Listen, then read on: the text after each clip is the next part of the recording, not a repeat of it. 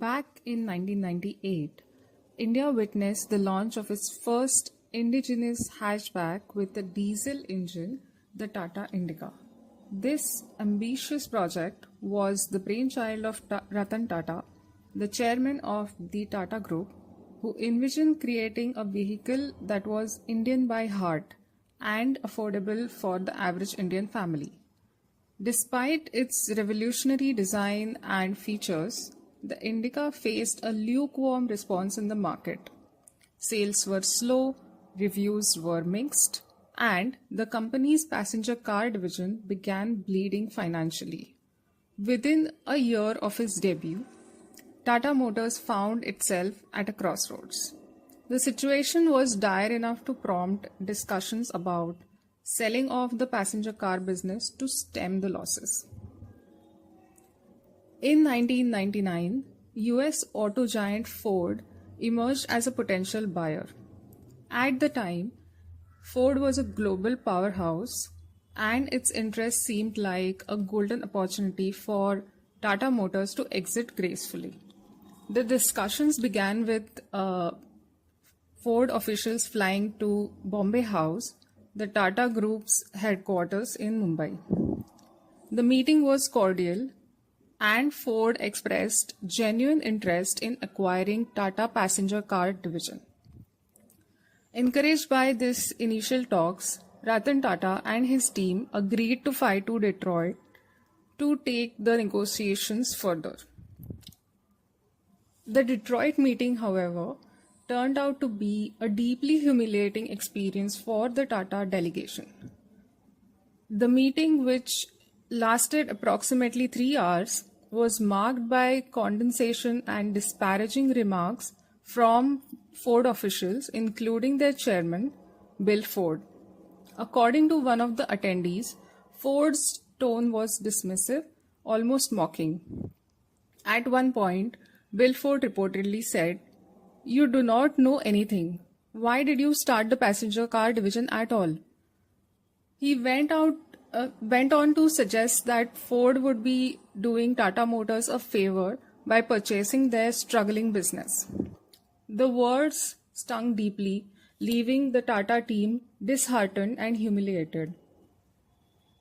The fallout from this meeting was immediate. Ratan Tata, a man known for his calm demeanor and resilience, decided to cut short the trip. The team flew back to New York the same evening, visibly subdued. On the 90-minute flight, Ratan Tata spoke very little, but behind his silence brewed a steely resolve. The insult, rather than breaking his spirit, fueled his determination to turn things around. Upon returning to India, he made a pivotal decision. Tata Motors would not sell its passenger car division. Instead, they would redouble their efforts to make it a success. What followed was a textbook example of resilience and innovation. Tata Motors worked tirelessly to improve the Indica, addressing its flaws and enhancing its appeal. Over time, fast forward to 2008, and the tables had turned. The global financial crisis had hit the automotive industry hard, and Ford found itself on the brink of bankruptcy. The company was struggling to stay afloat and decided to sell off some of its non-core assets. Among these were two iconic British luxury brands, Jaguar and Land Rover, JLR, which had been a part of Ford's portfolio but were now underperforming. Seizing the opportunity, Ratan Tata made an audacious move. Tata Motors entered into negotiations to acquire JLR from Ford. Despite skepticism from industry experts and even within its own organization, Ratan Tata remained steadfast in his belief that the acquisition would be a game changer. In June 2008, Tata Motors completed the $2.3 billion all-cash deal, acquiring both Jaguar and Land Rover. The irony was not lost on anyone.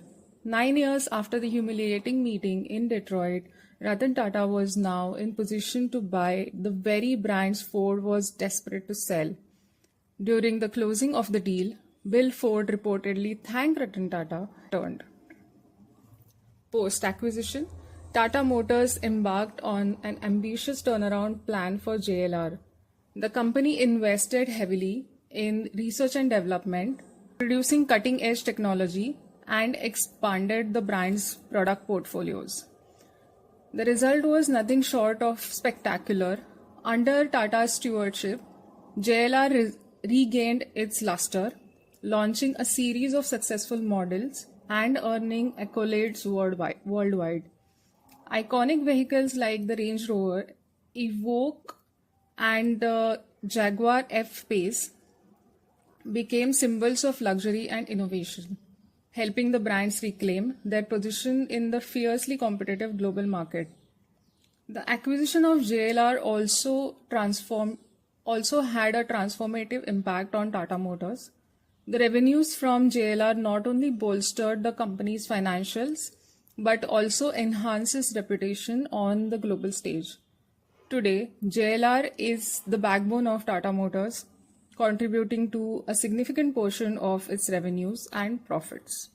The success of JLR had also had a ripple effect, elevating Tata Motors' standing in the Indian market and enabling it to invest in new ventures and technologies. Reflecting on the journey, Praveen Kadle, who was part of Tata team during the infamous Detroit meeting, recounted in public event in 2015 how the mortifying experience had been a turning point. It was a blessing in disguise, he said.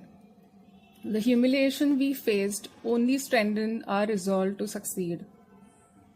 The story of how Ratan Tata turned the insult into one of the greatest comeback stories in corporate history is now the stuff of legend. It serves as a powerful reminder of the importance of resilience, vision, and perseverance.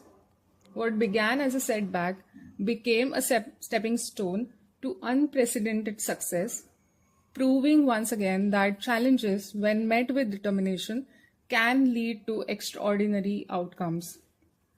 Today, Ratan Tata's decision to hold on to the passenger car division and later acquire JLR is celebrated as one of the most strategic moves in the history of the Tata Group.